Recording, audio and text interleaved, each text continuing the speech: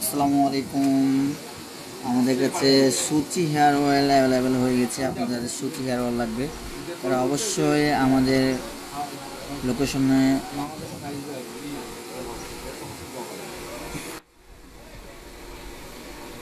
খুবই কোয়ালিটি।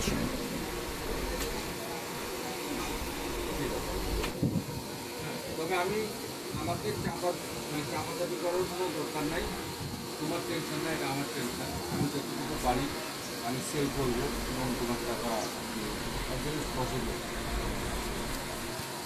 না না বন্ধু বন্ধু ঠিক আছে বন্ধু, ব্যবসা খুব খারাপ, খুব খারাপ।